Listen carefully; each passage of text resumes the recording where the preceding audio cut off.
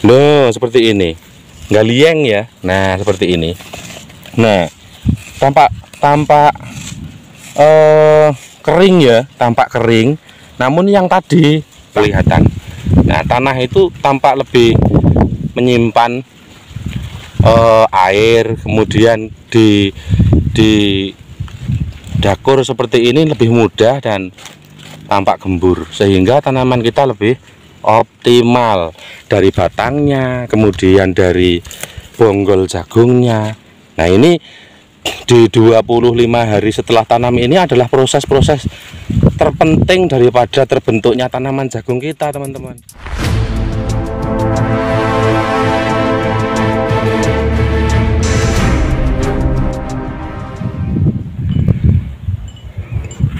Sengaja saya dalam pendokumentasian video ini di waktu sore hari dengan intensitas lumayan mendung. Mudah-mudahan harapan petani untuk malam ini dikasih hujan yang lumayan deras ya, dikarenakan sudah 12 hari kurang lebih itu sama sekali tidak ada hujan, bisa dikatakan begitu. Walaupun ada gerimis dan kapasitas sangat rendah sekali, lumayan untuk dijadikan momen untuk melakukan pemupukan yang pertama seperti itu. Nah, di sini di lahan saya sendiri, teman-teman, akan saya sebutkan ini bukan mengenai ilmu pertanian, namun ini mengenai praktek langsung lapangan ya. Karena tidak mempunyai ilmu dalam pertanian, namun saya mempunyai pengalaman dalam praktek lapangan pertanian seperti itu. Lah, di sini nampak sekali perbedaan dikarenakan waktunya sore hari. Tanaman jagung ini yang nampak warnanya menghijau dan yang warnanya menguning seperti itu. Nah, di sini perlu teman-teman petani ketahui bahwasanya ada tiga lokasi. Ada 3 lokasi jenis tanah memang itu mempunyai definisi yang berbeda, tentunya mempunyai makna dati kemudian hasil daripada tanaman jagung ini nantinya seperti itu, teman-teman.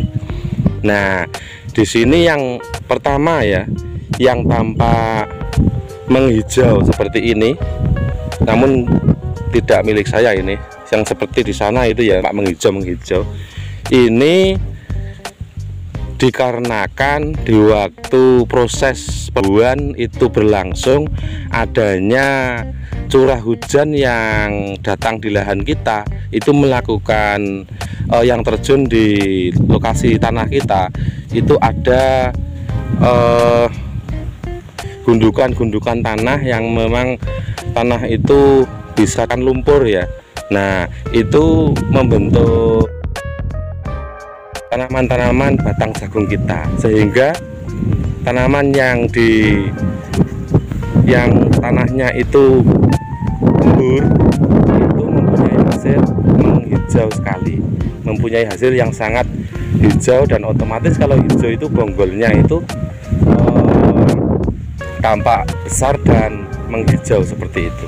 Namun yang di lokasi titik tanah yang mempunyai kemiringan atau tidak mempunyai kemiringan, tapi yang jelas di lokasi titik kemiringan ya, ini kalau saat hujan kemudian tanahnya itu terbawa alias tidak nyadek ya seperti itu, atau tidak ngelumpur, otomatis hasilnya sedemikian, alias tanaman jagungnya itu sangat menguning sekali. Walaupun toh nantinya di titik tanah kerikil bebatuan ini yang ketika turun hujan itu terbawa arus air alias tidak ngelumpur dan tidak jadi gembur, kemudian tidak diserap oleh batang tanaman jagung ini sehingga tidak menghijau, itu menjadi tampak kurang makanan seperti itu tanamannya, sehingga tampak lebih berbeda dengan tanaman yang memang tanahnya itu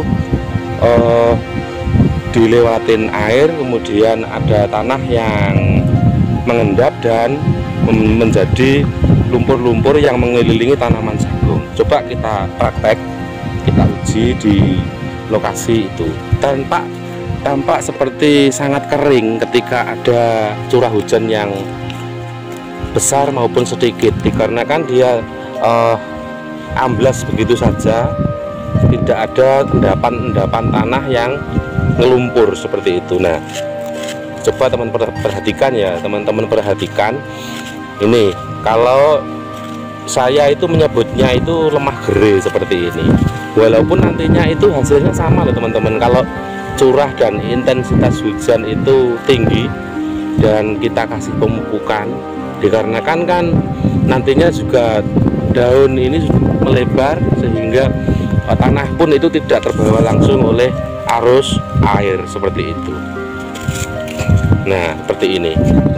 Intinya tidak ada proses, atau memang ya karena orang sini umumnya tidak pengolahan lahan seperti itu. Tidak ada proses pengolahan lahan di ladang seperti itu. Namun kita berangkat ke titik yang kedua ya, setelah tanah yang kerikil dan tidak ada endapan. Nah, ini sebelah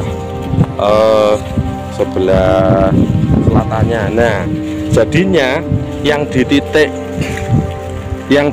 tanah, tempat berhentinya tanah yang berlumpur ini, kalau dilakukan pengecekan seperti ini.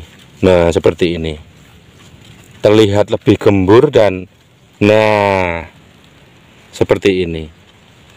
Kalau yang tadi yang lemah gere tadi tidak, apalagi tempatnya itu kericak seperti itu, alias batu kerikil kecil-kecil. Dan hasilnya ketika tanah kita di titik yang kedua ini ada endapan tanah yang menjadi bahan dasar makanan daripada akar ini, jadinya seperti ini. Tanaman jagung itu sebok-sebok, besar-besar dan daglu-daglu seperti ini. Dan kebetulan ini sudah saya lakukan pemupukan yang pertama ya teman-teman. Nah, ini dikarenakan intensitas hujan yang sangat rendah, ini belum begitu terserap ya. Nah, sudah sedemikian banyak perbedaannya. Nah, tampak lebih, kalau didaruk ini tampak lebih gembur ya. Nah, seperti ini, melubuk seperti itu ya. Nah, ini bagus untuk tanaman jagung yang ada di lahan kita seperti itu. Kemudian yang ketiga, di titik tanah yang memang walaupun tidak didominasi oleh bebatuan kerikil. Nah, ini saya ingat sekali. Coba teman-teman perhatikan. Di 1, 2, 3, 4 ini dulunya saya akan bikin ide konten. Di sini ada judul tema, namun tidak terrealisasikan ya teman-teman. Jadi 1, 2, 3, 4 ini tampak lebih berbeda. Mengapa demikian? Satu, yang tanahnya ini juga dilewati oleh sedikit banjir kecil itu ya, alias kemiringan. Yang kedua, tidak saya pupuk, ini pupuk kandang ayam, jadinya tampak lebih kuning dibandingkan tanaman yang lain. Nah, ini menghijau, ini yang saya pupuk. Yang 4, 1, 2, 3, 4 ini 4 titik yang tidak saya pupuk, dikarenakan akan saya jadikan konten seperti itu. Jadi memang perbedaannya itu sangat mencolok dan signifikan sekali. Nah, tanah gere itu seperti ini, tanah yang memang hanya dilalui oleh air namun tidak mengendap alias tidak berhenti dan menjadi lumpur. Nah, seperti ini, nggak lieng ya. Nah, seperti ini. Nah, tampak kering ya, tampak kering. Namun yang tadi tampak lebih melubuk seperti itu, alias gembur. Walaupun saya sebutkan lagi nanti proses dari pendewasaan tanaman jagung ini, walaupun hasilnya sama ya mudah-mudahan sama hasilnya, namun itu adalah praktek pribadi yang memang hasilnya sedemikian. Dan otomatis kalau dibicarakan tentang teori yang dilalui, yang saya lalui ini menghasilkan hasil yang sangat berbeda juga. Ini baru sekitaran 2 jengkal tangan lah ya, 25 cm-an lah. Ini tampak lebih kerdil dibandingkan yang lain seperti itu, yang tempatnya juga tanahnya terlalu ketep ya. Ini bahasanya ketep, ketep karena tidak ada pengolahan lahan orang sini itu. Namun yang dijadikan tempat berhentinya tanah seperti tadi teman-teman, yang kebetulan itu saat hujan kemudian ada iringan banjir kecil dan dijadikan tempat berhentinya lumpur alias galengan-galengan. Nah jadinya seperti ini, makanya saya ambil ini di sore hari agar kelihatan. Nah tanah itu tampak lebih menyimpan air, kemudian di dakur seperti ini lebih mudah dan tampak gembur, sehingga tanaman kita lebih optimal dari batangnya, kemudian dari bonggol jagungnya. Nah ini di 25 hari setelah tanam ini adalah proses-proses terpenting daripada terbentuknya tanaman jagung kita teman-teman, itu ya. Jadi sekali lagi perbedaan daripada di 3 titik. Yang pertama tentang lahan 1 titik yang mempunyai tanah kemiringan, apalagi bebatuan kerikil banyak, yang tidak ada endapan tanah saat hujan, itu pengaruhnya besar sekali. Kemudian kalau kita lakukan penggalengan atau kita batasi dengan batu ataupun tanah, kalau orang sini menyebutnya digaleng, itu akan tampak tanahnya berhenti, kemudian memberikan satu makanan untuk tanaman-tanaman kita seperti itu. Mungkin itu ya teman-teman, perbedaan daripada tanah yang kita perhatikan dan tanah yang tidak kita perhatikan. Ini bukan mengenai ilmu tentang pertanian, namun ini pengalaman pertanian yang saya perhatikan dan saya lakukan sendiri seperti itu. Oke, terima kasih, semoga bermanfaat. Saya akhiri, assalamualaikum warahmatullahi wabarakatuh.